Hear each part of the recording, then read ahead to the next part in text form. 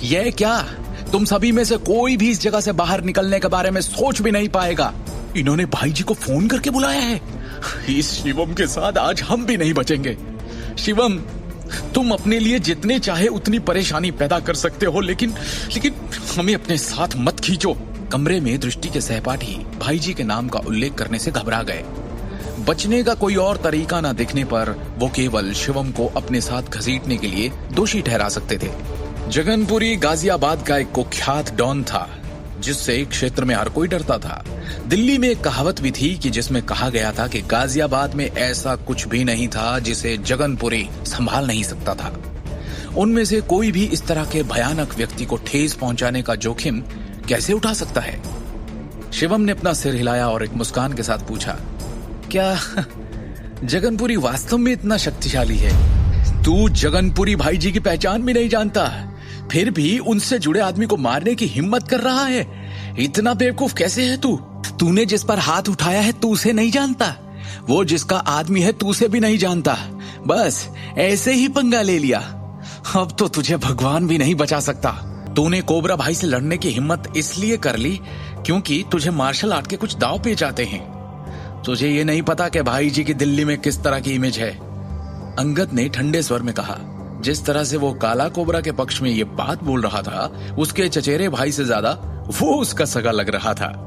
कमरे में मौजूद हर कोई डर के कांपने और अपनी मौत का इंतजार करने के अलावा और कुछ नहीं कर सकता था। शिवम ने गुस्से से एक सेकंड के लिए आंखें बंद की और आंखें खोलते ही दूसरे सेकंड में अंगद को बेरहमी से ऐसा जोरदार थप्पड़ जड़ा कि वो पूरे कमरे में लट्टू की तरह 2 बार घूम गया और बाहर जा गिरा। शिवम, छोड़ो ये सब, चलो चलते हैं, दृष्टि ने चिंतित अभिव्यक्ति के साथ सुझाव दिया। दृष्टि के हिसाब से शिवम ने आवेग में आकर कुछ ज्यादा ही बड़ा कदम उठा लिया। परिणामों की परवाह किए बिना उसने तुरंत काला कोबरा को धमकी दे डाली और यहाँ तक कि उसे अपने सामने घुटने टेकने के लिए मजबूर कर दिया, जिससे वो उसका दुश्मन बन गया। हिंसा से कभी किसी समस्या का समाधान नहीं हो सकता, क्योंकि ये और भी अधिक समस्याओं को जन्म देती है। अब जबकि स्थिति इस हद तक बढ़ गई थी, दृष्टि भी मौजूदा हालात को संभालने के लिए कुछ नहीं कर सकती थी। हालांकि वो मदद करने के लिए कुछ नहीं कर सकती थी, पर आज शिवम ने उसके दिल को जैसे छू लिया था। आखिरकार अपनी जान की परवाह किए बिना वो उसकी रक्षा में खड़ा हुआ था। तुम लोगों को लगता है तुम यहाँ से जा सकते हो? मेरी बात कान खोल के सुन लो, आज यहाँ से कोई भी जिंदा वापस नहीं जा रहा। काला कोबरा के चचेरे भाई ने अहंकार से कहा। बिना एक भी शब्द बोले शिवम ने अपनी पूरी ताकत से उस आदमी को लात मारी और उसे कमरे से बाहर उड़ते हुए भेज दिया। उसके बाद वो पलटा और दृष्टि को सीधे उसकी आंखों में देखा। उसका चेहरा शांत और तनाव मुक्त था। शिवम एक उज्जवल मुस्कान के साथ उसे आश्वस्त करने के लिए आगे बढ़ा। दृष्टि, सब ठीक हो जाएगा, ये सिर्फ एक छोटी सी समस्या है। तुम कुछ मिनट के लिए मेरे लिए रुको, जब तक मैं जाकर इस मामले को सुलझाता हूं।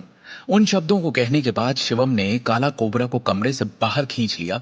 काला कोबरा और अंगद ने आज्ञाकारी रूप से जमीन पर घुटने टेक दिए। उनके चेहरे असंतोष से भरे हुए थे। हालांकि वो वापस खड़ा होना चाहते थे, लेकिन उनमें कोई भी ऐसा करने की ताकत नहीं जुटा सका, क्योंकि शिवम की किक से उनके घुटने पहले ही अस्थायी रूप से घायल हो चुके थे। इसलिए उन्हें अपने पैरों से किसी भी तरह की ताकत का प्रयोग करना बेहद मुश्किल लगा। दूसरी ओर शिवम अपने हाथों को अपनी पीठ के पीछे रखते हुए सीधे खड़ा हो गया, जबकि उसकी अभिव्यक्ति शांत और गंभीर रही। कुछ ही दूरी पर काला कोबरा के आदमियों ने शिवम को घूर कर देखा, ताकि ये सुनिश्चित हो सके कि उनके बॉस को कोई नुकसान न हो, क्योंकि आगे जाकर शिवम को रोकने की हिम्मत उनमें से किसी में भी नहीं थी। इस वक्त वो बस भाई जी के आने का इंतजार कर रहे थे। उनके हिसाब से शिवम शक्तिशाली तो था, पर वो भाई जी के सामने खड़ा भी नहीं हो पाएगा। करीब 3 मिनट तक गतिरोध बना रहा। जल्द ही सूट में 1 दर्जन मोटे आदमी एक व्यवस्थित तरीके से चलते हुए लॉबी में आए। दर्जन भर अंगरक्षकों में एक पतला अधेड़ उम्र का आदमी खड़ा था, जो लाल रंग का सूट पहने हुए था और रुद्राक्ष मोतियों की एक डोरी को पकड़े हुए था। भाई जी, आखिरकार आप आ गए। आपको मेरा बदला लेना चाहिए इस आदमी से। अपने गुरु गैंगस्टर को देखकर काला कोबरा चिल्लाया। मास्टर शिवम, क्या करेगा जगनपुरी शिवम के लिए? क्या काला कोबरा भाई जी की तरह आज से शिवम के अधीन हो जाएगा या बनेगा उसका दुश्मन? क्या आज दृष्टि को पता चल जाएगी शिवम की सच्चाई? आगे की कहानी जानने के लिए देखिए अगला एपिसोड सिर्फ पॉकेट एफएम के यूट्यूब चैनल पर और शिवम द हिडन वॉरियर के सारे एपिसोड्स को सुनने के लिए डिस्क्रिप्शन में दी लिंक से डाउनलोड करें पॉकेट एफएम ऐप।